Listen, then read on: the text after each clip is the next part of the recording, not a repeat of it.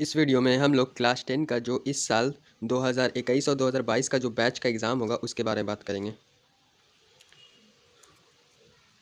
20 और 21 का जो बैच होगा, इस साल सीबीएसई ने 2 टर्म कर दिया है, पहला टर्म और दूसरा term.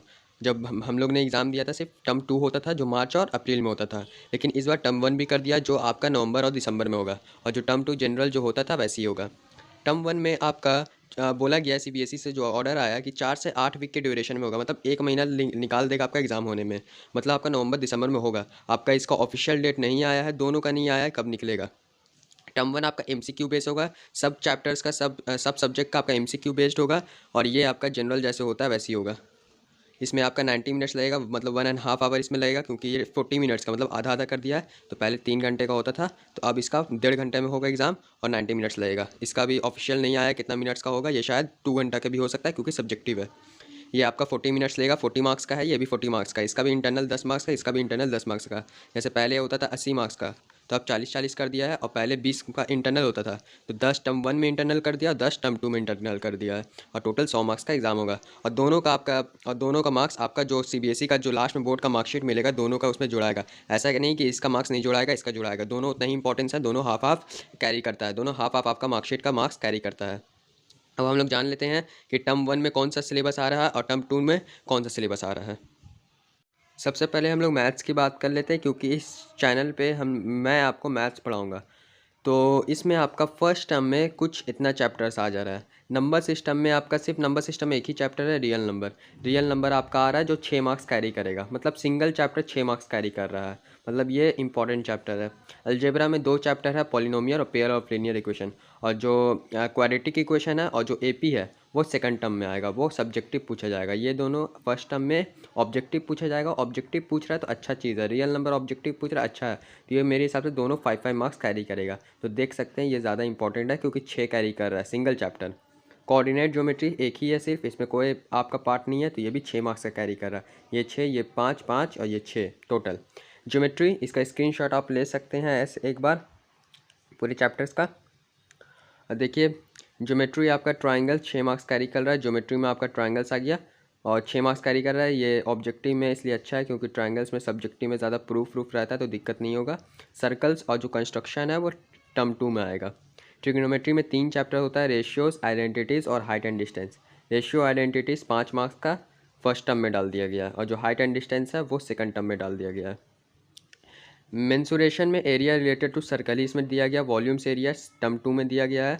Area related to circle 4 marks का इसमें दिया गया है। ऐसे वॉल्यूम वाला इसमें देना चाहिए था क्योंकि वो हार्ड रहता है, ऑब्जेक्टिव में ज़्यादा इजी पड़ता है, तो कोई बात नहीं, ये आपका 4 मार्क्स का है। ये बहुत कम मतलब मार्किंग इसका बहुत कम है, 4 ही मार्क्स का है। ऐसे इसका ही मार्किंग कम है क्योंकि दो दो मिला के 5 मार्क्स का है। फिर स्टैटिक्स और प्रोबेबिलिटी में प्रोबेबिलिटी आ रहा है। स्टैटिक्स आपका सेकंड चैप्टर में मतलब सेकंड टर्म में है, तो प्रोबेबिलिटी आ रहा है। प्रोबेबिलिटी बहुत कम कैरी करता है मार्क्स, सिर्फ 3 मार्क्स का प्रोबेबिलिटी है आपका, और टोटल मिला के 40 मार्क्स है। मतलब टोटल चैप्टर आप देख सकते हैं, real number, polynomials, pair of linear equation, triangles, coordinate geometry 5, 6, 7, 8, 9, मतलब टोटल आपका 9 चैप्टर्स आएगा टर्म 1 में। फर्स्ट टर्म में आपका 9 चैप्टर्स आएगा, और मेरे हिसाब से टर्म 1 में अच्छे तरीके से कैरी किया गया है क्योंकि ट्राइंगल दे दिया गया है, अच्छा है, ऑब्जेक्टिव में आएगा। रियल नंबर में आप मार्क्स उठा सकते हैं, मतलब ऑल दी ऑल आप सब में मार्क्स उठा सकते हैं, क्योंकि ऑब्जेक्टिव में आपका कुछ ट्रिक बेस्ड होता है और इसमें ट्रिक बहुत रहेगा। आइडेंटिटीज़ को अच्छा किया है कि ट्रिग्नोमेट्री को आइडेंटिटीज़ को फर्स्ट टर्म में डाला है। ऑब्जेक्टिव पूछेगा, आपका सब्जेक्टिव पूछ सकता है तो थोड़ा दिक्कत होता है, लेकिन आइडेंटिटीज़ में बहुत ट्रिक होता है जो आपका फर्स्ट टर्म में दे देगा, ऑब्जेक्टिव दे देगा, तो बनाने में दिक्कत नहीं होगा। अब आ जाता है बात मैथ्स का सेकंड टर्म का। सेकंड टर्म में आपका अलजेब्रा में से नंबर सिस्टम में कोई नहीं है, नंबर सिस्टम में सिर्फ रियल नंबर था, उसके आगे कुछ नहीं है, जो पहला टर्म में कवर हो गया। सेकंड टर्म में जो आपका मार्च अप्रैल में होगा, सब ऑब्जेक्टिव या शायद कुछ ऑब्जेक्टिव पूछ सकता है, कंफर्म नहीं है, लेकिन सब्जेक्टिव ज़्यादा पूछेगा। अलजेब्रा में क्वाड्रेटिक इक्वेशन एपी पूछेगा 10 मार्क्स का, मतलब 5-5 मार्क्स का। ज्योमेट्री पूछेगा सर्कल्स और कंस्ट्रक्शन, सर्कल्स हल्का रहता है तो ज्योमेट्री में ज़्यादा दिक्कत नहीं होगा। अच्छा हुआ ट्राइंगल नहीं डाला है सेकंड टर्म में, प्रूफ आपका उतना दिक्कत नहीं होगा, ये 9 मार्क्स का है। ट्रिग्नोमेट्री में height and distance single chapter 7 marks का है।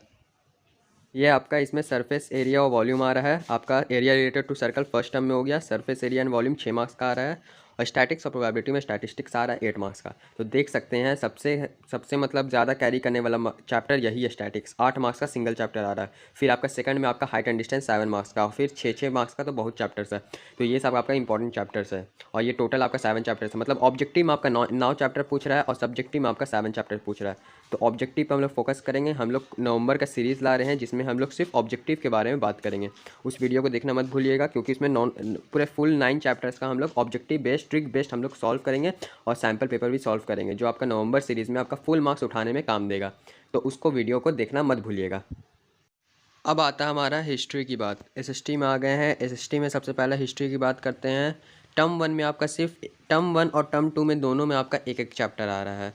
टर्म 1 में आपका नेशनलिज्म इन यूरोप आ रहा है, और टर्म 2 में नेशनलिज्म इन इंडिया आ रहा है। बस एक एक चैप्टर आ रहा है टर्म 1 में, टर्म 2 में एक चैप्टर आ रहा है, और 2 चैप्टर और है, लेकिन ये सिर्फ आपका पीरियोडिक टेस्ट में काम देगा, सिर्फ पीरियोडिक टेस्ट में पूछेगा। वो भी दोनों नहीं, ये दोनों में से कोई एक चैप्टर आपका पीरियोडिक टेस्ट में पूछेगा, जो एग्ज़ाम में नॉर्मल एग्ज़ाम होता है उसमें पूछेगा। ये दोनों आपका बोर्ड में नहीं आने वाला चैप्टर, और ये दोनों नहीं, ये दोनों में से कोई एक आएगा आपका पीरियोडिक टेस्ट में। तो आपका सिर्फ 3 चैप्टर है, 3 में से सिर्फ 2 ही चैप्टर आपका बोर्ड में आएगा, टर्म 1 और टर्म 2।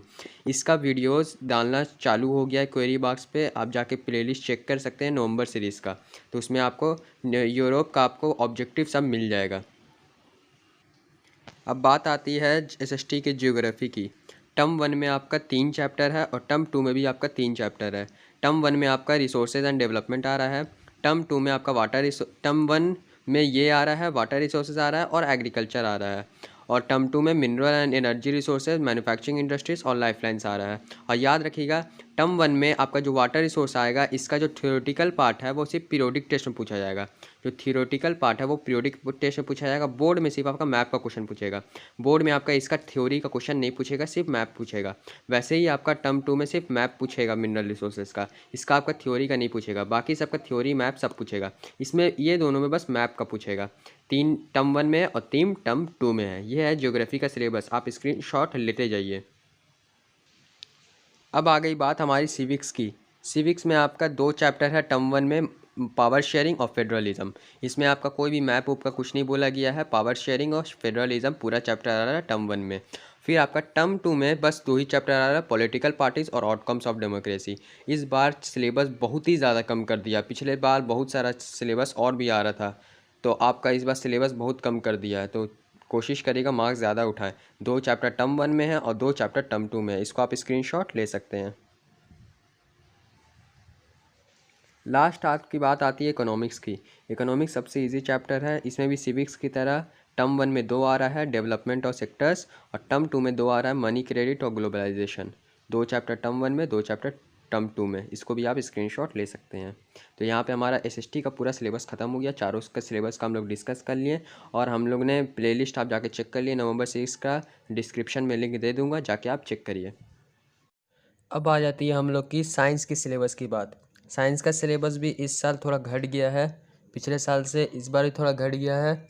फिजिक्स में आपका टर्म 1 में ऑब्जेक्टिव में आपका लाइट आएगा, रिफ्लेक्शन और रिफ्रैक्शन और ह्यूमन आई। मेरे हिसाब से ये दोनों चैप्टर सही है, क्योंकि ये दोनों चैप्टर में रटना ज़्यादा रहता है। लाइट में थोड़ा न्यूमेरिकल रहेगा, लेकिन फिर भी ये दोनों में आपका रिवीजन और रटना ज़्यादा रहता है। बायोलॉजी लाइफ प्रोसेस लंबा चैप्टर है, पूरा ऑटो लाइफ प्रोसेस पढ़ना, 8 7 जितना भी होता है पूरा लाइफ प्रोसेस पढ़ना है। तो ये भी आपका उतना, बायोलॉजी तो आपका रटने वाला चीज़ है ही है। तो फिजिक्स बायो मेरे हिसाब से आपका ऑब्जेक्टिव में मदद देगा, इजी है। और केमिस्ट्री में आपका केमिकल रिएक्शन आएगा, एसिड बेस एंड साल्ट आएगा, और मेटल नॉन मेटल।